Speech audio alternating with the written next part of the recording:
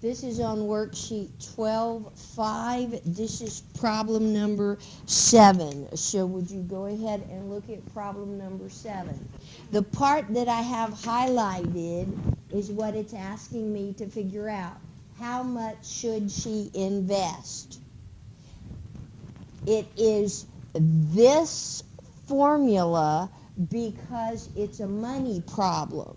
And the PERT formula goes with money problems. So what some people told me they were having trouble with is figuring out what goes where. So what does the A in the equation stand for? At the end. So what does this say the $20,000 is? At the end. So that's why this goes in place of A. And so we have an interest rate right here.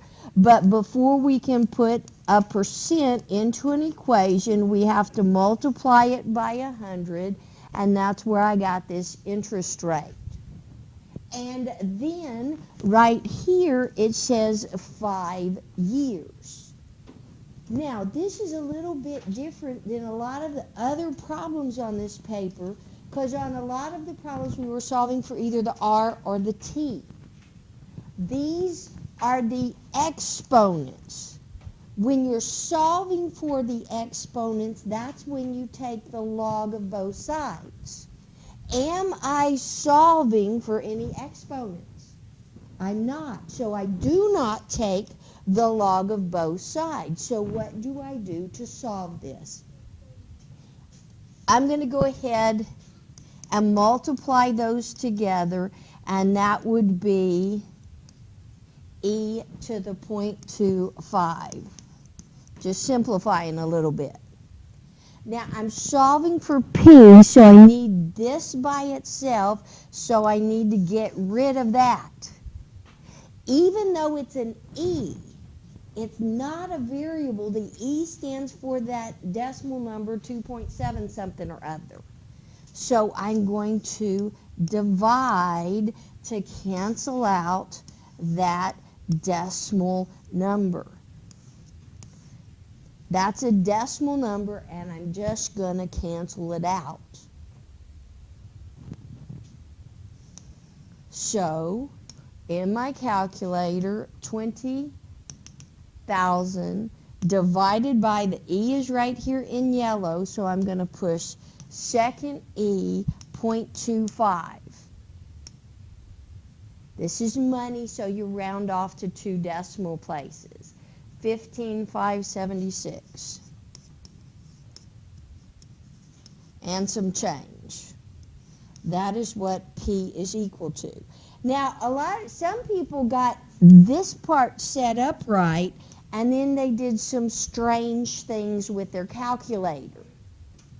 So, some people did this. Divided by E 0.05 parentheses 5. Is that going to come out to be the same answer? It doesn't come out to be the same answer. Isn't that what I wrote right here? Why doesn't it come out to be the same answer? Because if you close the parentheses right here on the calculator, what the calculator thinks it wants you to do, the calculator thinks it wants you to raise that to the parenthesis and then multiply it by the whole number 5. That's not what you wanted to do. I'm bringing this up because a lot of people made this mistake, not just on this problem, but other problems. If I want this to be the exponent, I have to put parentheses around it, and I need to put a multiplication sign right there, or go ahead and multiply it out before I put it in the calculator. Any other questions on that one? We good on that one?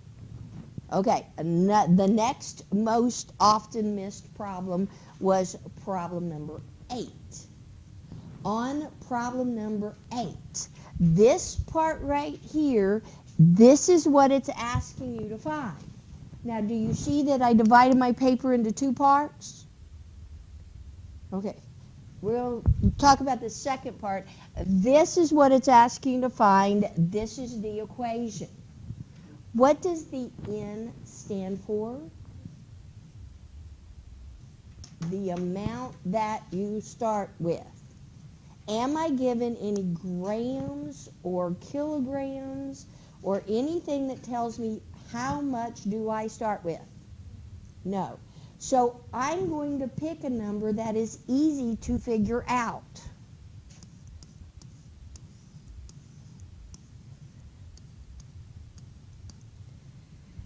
Now, what it does tell me is at the end I have 15% less. 15% of 100 is the number 15. If this is 100, 15% of 100 is 15. Now what? Oh, wait. I can't solve this because I am solving this for t, but I can't solve it without knowing what k is. That's what I'm going to do over here on this side. Before I can actually solve the problem, I have to find out what k is equal to. And so I am going to start with the same equation. Again, it doesn't give me a starting amount, so I'm going to use 100 because it's pretty easy to figure out, and it tells me this about the years. What's the time?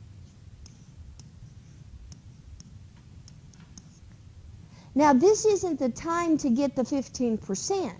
This is the time to do what? To get half.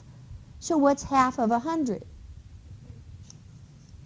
If this is the half-life years, this number has to be half of that number. That's what half-life means. That's what we did when we stood up and had half of the people sit down and then half of the people sit down. That was trying to explain to you what half-life means. If this is the half-life years, this number has to be half. Can we solve it once we get it to this point?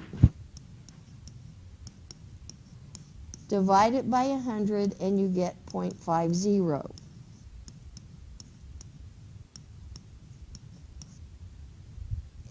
The reason you take the log of both sides is to solve for an exponent. Is k an exponent?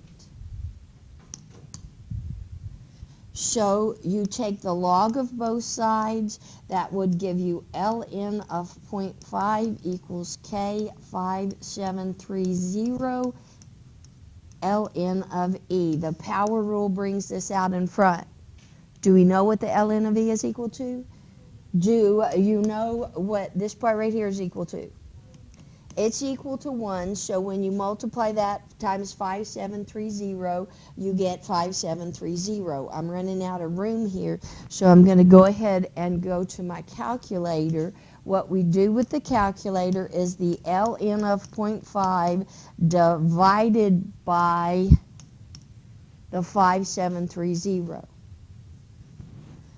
When you do that, the number is so small it goes into scientific notation. That's the K. Now I'm going to show you something to do with the calculator because getting that number in the calculator for the second part of our equation can be a little bit difficult. This button right here says STO for store. And this number in the calculator is K, and is it right there that there's a green K? Okay, so you see where the green K is on your calculator? That is a variable. We're going to store that number in K. Okay, you ready? Store. Now the K is green. So I have to push the green button. Oops, I need to back up. Make sure. Store alpha K. Where's K? Let's see. Okay, I had an error there. Let me go back. Clear it out. What we did to get that number is, 30. That's the answer. We want to store it. We're going to push the store button. Alpha K, enter. And now that number is stored in alpha K. Okay? So, let's do it again. If we have that number, we stored it in K, and there it is. Is yours stored in K? Do you need help with that? Okay, now, how is that going to help me? Over here in this problem, I haven't finished this problem. What do I need to do to finish this problem? Divide by 100. 0.5 equals e to the kt. Now, k is a variable, but we know what the variable is. It's stored in my calculator. To solve it, I take the log of both sides. The reason you take the log of both sides is to bring this out in front of the ln of e. But this is equal to 1. So if you multiply by 1, you still have k times t, and I'm solving for t, so I need to divide by the number that's stored in k.